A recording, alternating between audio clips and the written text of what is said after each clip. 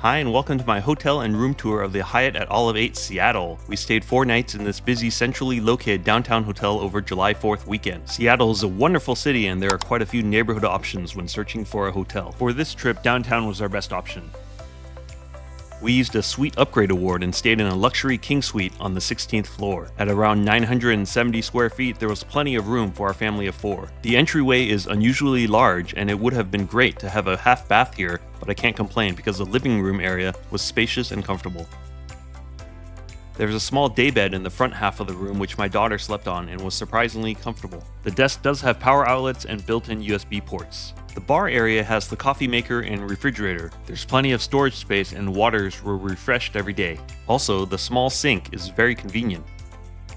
The sofa is a pull-out sofa bed and has the standard creakiness which we all come to expect. The chairs and sofa were overly plush, a clear indication of age. My son slept on the sofa bed, and let's just say his experience was not very comfortable. Floor-to-ceiling windows were outstanding with a wonderful view of the busy streets down below. Excellent natural light and the blackout curtains were sufficient. The master suite has one very comfortable king bed as well as a nice seating area with 2 plush chairs. They are rather large, so it's challenging to get around them to close the curtains. No USB ports on the nightstand, so remember to bring the appropriate power supplies. Lighting was average, with a mix of low-watt CFLs and LEDs. 2 closets with an organization system was a nice touch.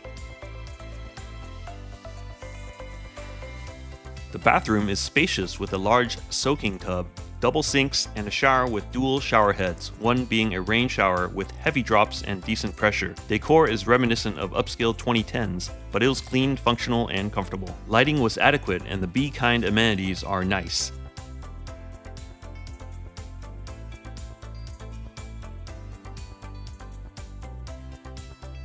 In the mirror is a low-resolution TV connected to a small ceiling speaker.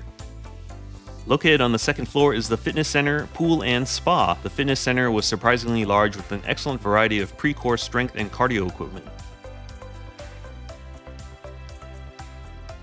2 Peloton bikes are available, and I managed 3 rides during my stay. Hyatt and Peloton have collaborated so that members may accrue points on select workouts. With the current bonus promotion, I received 1,500 World of Hyatt points for my efforts, so get out there and exercise.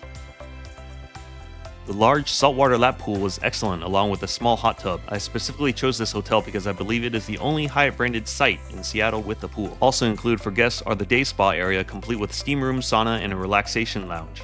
We enjoyed complimentary breakfast with globalist status at Tidal Plus, 2 times takeout and 2 times dine-in.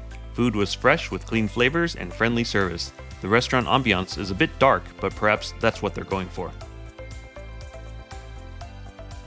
No resort or daily fee at this hotel. However, overnight valet parking is a mighty $64, which may be waived with globalist status paying with points. Overall, a good option should you plan to stay in downtown Seattle. I believe it's appropriately rated as a Category 5 World of Hyatt point redemption given its location and amenities. This hotel is not super modern or luxurious, but it does have its own personality and vibe. However, the Hyatt Regency across the street may be a better value as a Category 4. What do you think? Thanks for watching.